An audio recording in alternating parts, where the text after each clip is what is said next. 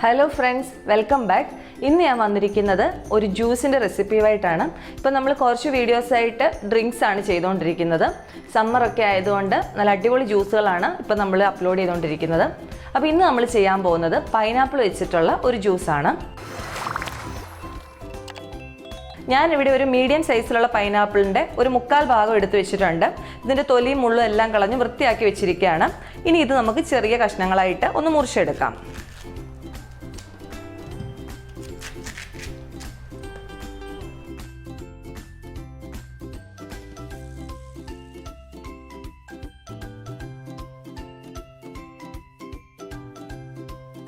ഇപ്പം നമ്മൾ ഈ പൈനാപ്പിൾ എല്ലാം അരിഞ്ഞെടുത്തിട്ടുണ്ട്. ഇനി ഇതിലേക്ക് ആവശ്യമായിട്ടുള്ളത് ചെറുനാരങ്ങയാണ്. ഇതുപോലെ വലുപ്പത്തിലുള്ള ഒരു ചെറുനാരങ്ങയുടെ മുഴുവൻ വേണ്ട, ഒരു 1/4 ഭാഗം മതി. ടേബിൾ സ്പൂൺ കണക്ക് പറയുകയാണെങ്കിൽ ഒരു 2 ടേബിൾ സ്പൂൺ നാരങ്ങാനീര് വേണം. ഇതുകൂടെ ഒന്ന് പിഴിഞ്ഞെടുക്കണം.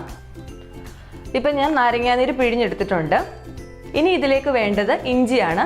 ഇതൊരു ചെറിയ കഷ്ണം ഇഞ്ചിയുള്ളൂ. ഞാനൊരു 4 പീസായിട്ട് മുറിച്ചിട്ടിരിക്കുകയാണ്. നിങ്ങൾക്ക് വേണ്ട ഒരു ഇഞ്ചിയുടെ ആ ഒരു ടേസ്റ്റിനനുസരിച്ച് ഇഞ്ചി കൂട്ടി കുറച്ചൊക്കെ ഇട്ട് കൊടുക്കാം. പിന്നെ ഇതെല്ലാം കൂടെ മിക്സിയുടെ ജാറിലേക്ക് ഒന്ന് മാറ്റിയിട്ട് നന്നായിട്ടൊന്ന് അടിച്ചെടുക്കാം. ഇത് അടിച്ചെടുക്കുന്ന സമയത്ത് ഇതിലേക്ക് ആവശ്യമായിട്ടുള്ള വെള്ളം ചേർത്ത് കൊടുക്കണം. ഇപ്പം ഞാനിവിടെ 1 കപ്പ് വെള്ളം മൊത്തത്തിൽ ചേർക്കുന്നുള്ളൂ. അപ്പോൾ നിങ്ങൾക്ക് വേണമെങ്കിൽ 1-1.5 കപ്പ് വെള്ളം ചേർത്ത് കൊടുക്കാം. അത് നിങ്ങൾ നോക്കിയിട്ട് ഇഷ്ടം അനുസരിച്ച് വീട്ടിലൊക്കെ ആളിൻ്റെ അനുസരിച്ച് അത് ചേർത്ത് കൊടുത്താൽ മതി. അപ്പോൾ ഇത് മൊത്തത്തിലൊന്ന് അടിച്ചെടുത്തിട്ട് കാണിക്കാവേ. ഇപ്പം ഞാൻ ഈ പൈനാപ്പിൾ അടിച്ചെടുത്തിട്ടുണ്ട്. ഇനി ഇതിലേക്ക് നാരങ്ങാനീര് ചേർത്ത് കൊടുക്കാം. അതുപോലെ തന്നെ നമ്മൾ അരിഞ്ഞു വെച്ചിരിക്കുന്ന ഇഞ്ചിയുടെ കഷ്ണങ്ങളോട് ഇട്ട് കൊടുത്തിട്ടുണ്ട്. ഇനി ഇതിലേക്ക് മധുരത്തിന് വേണ്ടി ചേർക്കാൻ പോകുന്നത് തേനാണ്.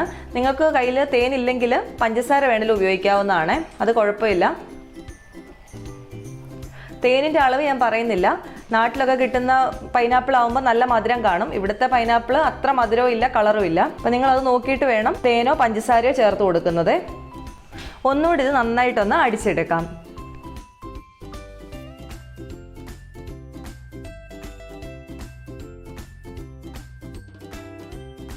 ഇപ്പോൾ ഈ ജ്യൂസ് നമ്മൾ നല്ല അടിപൊളിയായിട്ട് അടിച്ചെടുത്തിട്ടുണ്ട്. ഇപ്പോൾ ഈ ജ്യൂസ് മൊത്തം അരിച്ചെടുത്തിട്ടുണ്ട്. ഇനി ഇത് നമുക്ക് സെർവിങ് ഗ്ലാസ്സിലേക്ക് മാറ്റാം. സെർവിങ് ഗ്ലാസ്സിലേക്ക് മാറ്റുന്നതിന് മുമ്പ് ഇതിലേക്ക് കുറച്ച് ഐസ് ക്യൂബ്സ് ഇട്ട് കൊടുക്കാം.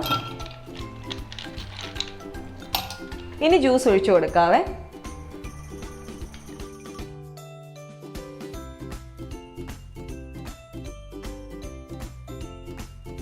ഇപ്പോൾ അടിപൊളിയായിട്ടുള്ള പൈനാപ്പിൾ ഡ്രിങ്ക് റെഡി ആയിട്ടുണ്ട്.